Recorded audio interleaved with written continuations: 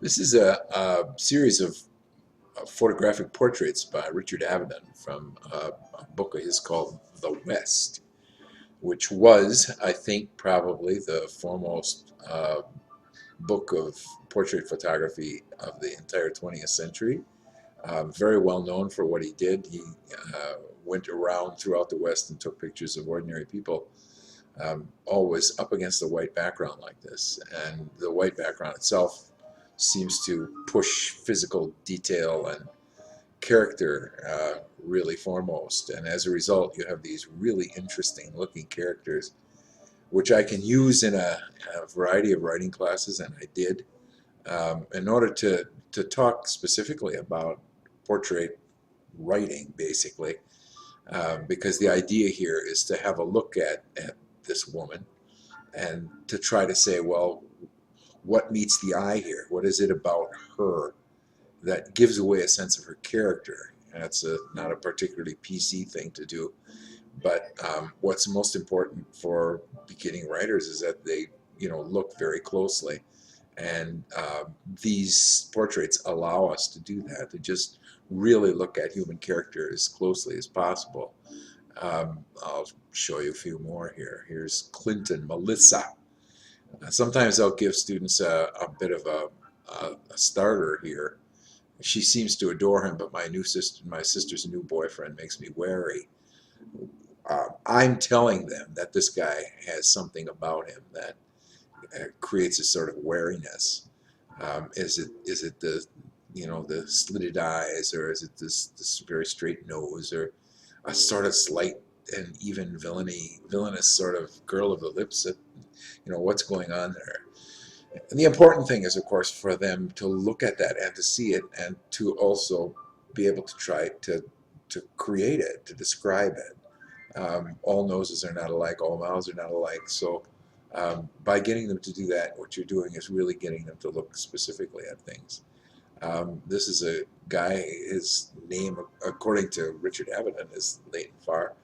And for reasons which have to do, I think, with his suit, the suit he's wearing, students generally think of him as either a politician or a used car salesman.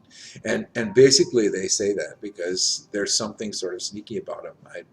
I'm not altogether sure why they say that, other than the fact that there's this wariness that seems to suggest that this man cannot be trusted all the time.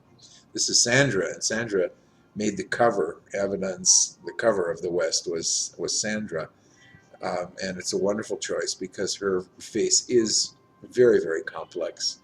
Um, she has, or her visage, you might say, she has this childlike look to her body that that is sort of negated totally uh, by the character in her face.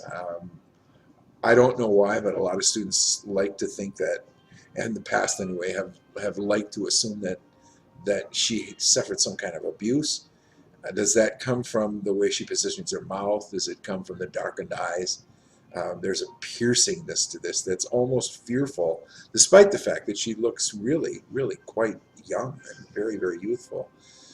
So that combination of things makes for a very human character.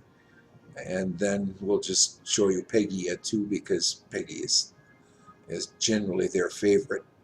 And of course, it's not particularly difficult to see why. She has these crystalline eyes. But in addition to that, the way she puts her hands on her hips like that, just make her out to be someone who's very positive, who's going to move ahead. She has very thin lips and a very straight nose, a round face, very Northern European face. Um, and yet there's this stolidity and this strength of character that exudes from her whole visage, her whole character. So there isn't many things that a writing teacher I suppose a writing teacher might put a bunch of things up like diagramming sentences and things. There's very little that I really put up on the board that would work in this sort of technical format. But I did bring these up because it seemed to me that I've used them for years, and they are the kind of thing that I could use online just as well.